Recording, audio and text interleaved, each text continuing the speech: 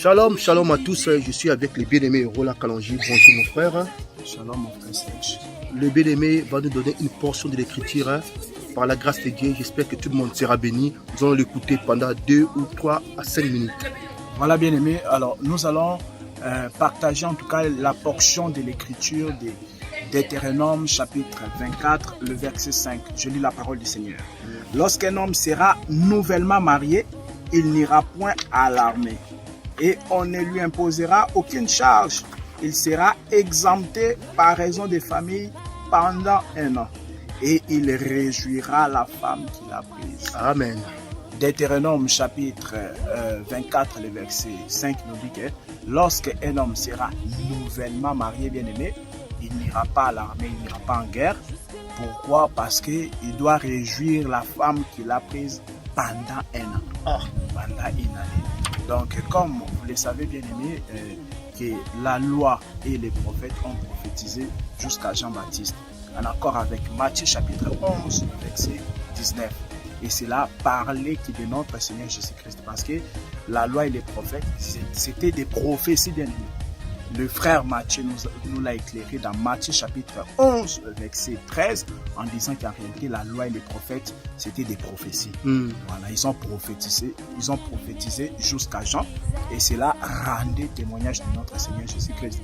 L'homme qui s'est marié, bien-aimé, et qui ne doit plus aller en guerre. C'est ça, je voulais connaître. Qui c'est cet homme-là? Voilà, cet homme-là, en tout cas, n'est rien d'autre que l'homme que Pilate nous a présenté. Parce que Pilate, dans Jean chapitre 19, verset 5, il a dit, voici l'homme. Donc Pilate nous a présenté qu'un seul homme. L'homme là, c'est bien notre Seigneur Jésus-Christ. Amen. C'est lui qui s'est marié nouvellement et il doit réjouir son épouse pendant 1 an, c'est-à-dire 1 année. C'est-à-dire que Jésus qui a épousé son église. Mais quand Pilate a présenté l'homme allait vers le mariage, mais il ne s'est pas encore marié. L'homme allait vers le mariage. Oui, voilà, parce que les mariés, il faut savoir ici, il a épousé sa femme à la croix. Amen, c'est ça. Voilà.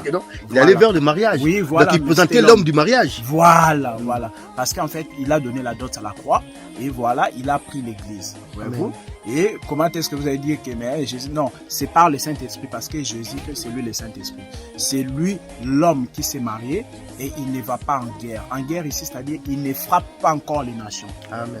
Voilà, parce que Ecclésiaste nous dit qu'il y a un temps et un temps pour le jugement. Voyez-vous? Donc ce temps ici, c'est d'abord le temps que l'homme là doit réjouir les cœurs de la femme qu'il a épousée. Amen. La femme que cet homme qui est Jésus a épousée, c'est bien l'église. Et cet homme-là réjouit les cœurs de son épouse qui est l'église par les 4 parlers de l'évangile, 1 Corinthiens chapitre 14, verset 6. Il réjouit le cœur de sa femme par la parole de la prophétie, Amen. par la parole de la connaissance, la parole de la révélation et la parole de la doctrine, bien-aimé. Donc c'est ça en fait, l'homme qui s'est marié nouvellement, c'est notre Seigneur Jésus-Christ qui est en train de réjouir l'église. Et c'est ça le temps qui n'est pas encore le temps de jugement. Parce qu'Ecclésiaste nous dit il y a un temps et un temps pour le jugement. Donc un temps et un temps pour le jugement. Le premier temps là, c'est le temps de la grâce. Là où l'époux, en tout cas, il est en train de réjouir son épouse qui est l'église. Voilà, par les 4 parler de l'évangile. Mais cependant, après les 1 année de grâce, parce qu'on a dit que l'homme là doit réjouir sa femme pendant 1 année. Pendant 1 année, donc 12 mois. Voilà. Donc après les 1 année, il va aller à l'armée. Il va aller en guerre. Donc après les 1 année de la grâce, bien aimé, notre Seigneur Jésus-Christ va aller en guerre. 1 année de la grâce pour les nations prendra fin lorsqu'il y aura l'enlèvement. Lorsqu'il y a l'enlèvement, bien aimé, le temps de la grâce prend fin. Et ensuite, bien aimé, l'homme là, parce qu'en réalité c'est un militaire, mais c'est juste, il s'est calmé pendant un moment parce qu'il s'est marié. Voyez-vous, il s'est juste calmé, mais après, il va retourner en guerre. Parce que c'est un homme de guerre en réalité. Mais pendant ce moment, ici, il vient de se marier, il s'occupe de sa femme pendant 1 année. Mais après l'enlèvement, après les 1 année de grâce qui va terminer à l'enlèvement, bien aimé, cet homme-là ira en guerre, c'est-à-dire au travers les besoins. Parce qu'après l'enlèvement, il y a 3 et demi que les besoins viendront prêcher Israël, mais aussi pour frapper les nations. Donc, c'est le silence de 30, pendant 1 année là, c'est le silence de 30 minutes. Non, attention, non. Le silence de 30 minutes, c'est pas ça. Le silence de 30 minutes, c'est à la deuxième partie de la dernière semaine de Daniel. Le silence de 30 minutes, oui, parce qu'en fait, après l'enlèvement, il y a 3 ans et demi où les 2 gens vont prêcher. À la fin de ces 3 ans et demi là, maintenant, nous avons les reines de l'Antéchrist. C'est ça, le silence de demi-heure. Pourquoi? Bon, on flash juste. On n'a pas le temps de tout expliquer. Pourquoi on appelle ça silence de demi-heure? Parce que les 3 et demi là, c'est le temps que l'Antéchrist va persécuter Israël et Dieu ne va pas agir. Voyez-vous, Dieu va rester calme, bien aimé. Dieu va rester calme pendant une demi-heure. Parce que la Bible, pourquoi une demi-heure? Donc, voilà, 3 et demi. Oui, 3 et demi, c'est une demi-heure. Pourquoi? Parce qu'il y a une écriture dans l'Apocalypse, on n'a pas le temps. Il y a une écriture dans l'Apocalypse qui nous dit que 7 ans, c'est une heure. Voyez-vous? 7 ans, c'est une heure. Ah, ok. Donc, nous avons compris, bien aimé, qu'une demi-heure, c'est le temps que la bête va régner.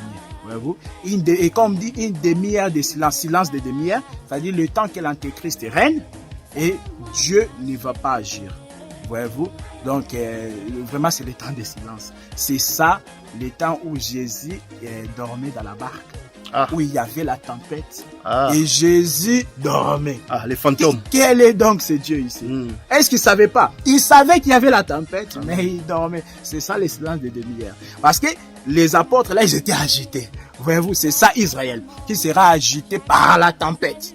Voyez-vous, mais chose étonnante, Jésus avait calmé la tempête avec le souffle de sa bouche. Oh, 2 Thessaloniciens chapitre 2, lorsque vous lisez jusqu'à vers le verset 7, on dit que Jésus mettra fin au règne de l'Antéchrist par le souffle de sa bouche. Et là-bas aussi, Jésus avait calmé la tempête par le souffle de sa bouche. Amen. Donc, vous avez compris ici, le silence de demi-heure n'est rien d'autre que le temps où la bête va régner pendant 3 ans et demi et que Dieu ne va pas intervenir. Ok, frère, mais pour conclure maintenant, par rapport au message. Oui, donc l'homme qui s'est marié, c'est notre Seigneur Jésus-Christ. Aujourd'hui, il est en train de réjouir l'épouse, bien-aimé. Toi qui es encore dans le monde, toi qui es encore en train de perdre ton temps dans le péché, parce qu'il faut savoir que la vie de l'impudicité n'a pas un bon avenir.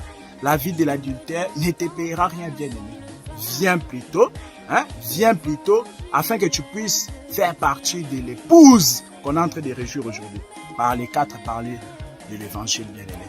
Donc c'est ça, aujourd'hui il est en train de réjouir l'épouse pendant une année de grâce. Mais après, bien-aimé, il va aller en guerre. Donc c'est-à-dire que si toi qui nous suis, tu n'es pas parmi l'épouse qu'il est en train de réjouir aujourd'hui, sache que lorsqu'il va finir de réjouir l'épouse pendant une année, lorsqu'il va aller en guerre, il va aussi te frapper, bien-aimé.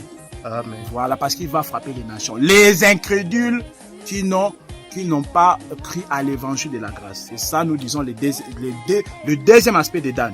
C'est-à-dire, Dan, c'est un serpent qui justifie l'église. Voyez-vous? Mais son second aspect, Dan, c'est un lion. C'est le prophète Moïse qui avait prophétisé. Amen.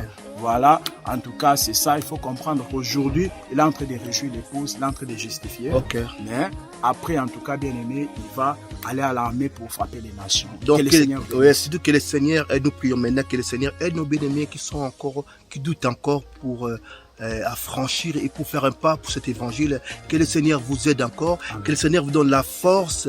Que le Seigneur vous donne l'amour de cet évangile. Et c'est seulement cet évangile qui peut vous sauver, qui va vous faire rencontrer l'homme. L'homme que tout le monde attend. L'homme que tout le monde attend. Mais nous avons une grâce de connaître cet homme-là. Venez voir cet homme-là. Le Saint-Esprit nous dit dans Hébreux chapitre 3, verset 7 que aujourd'hui, si vous entendez sa voix, n'endurcissez pas vos cœurs. Voilà pourquoi aujourd'hui, c'est le temps où il est en train de réjouir. Voyez-vous, aujourd'hui, au temps de la grâce, il est en train de réjouir, bien aimé. Il n'est pas en colère. Venez. Aujourd'hui, si vous entendez sa voix, n'endurcissez pas vos cœurs. Vous qui aimez la cupidité, la vie, en tout cas les pratiques impures, bien aimés, vous êtes en train de perdre votre temps parce que la vie de l'iniquité, la vie du même péché, tous ceux qui sont dans la religion, n'a pas un bon avenir. Ceux que vous aimez la religion, oui, la religion, ceux qui sont tout dans ça, les fausses doctrines. C'est ça quoi. Proverbe nous dit, je crois, chapitre 12, verset 14, nous dit que telle voie paraît droit à un homme, mais son issue mène à la perdition. Donc tu peux être dans une religion, bien aimé, tu es dans une fausse doctrine, ça te paraît droit. Voyez-vous, ça te paraît bon. Telle voie paraît droite à un homme, mais son issue, c'est la voie de la mort. Voyez-vous, donc tu es dans une religion où tu es à l'aise, tout ça. Hein, on te dit de prier telle fois par jour, tout ça.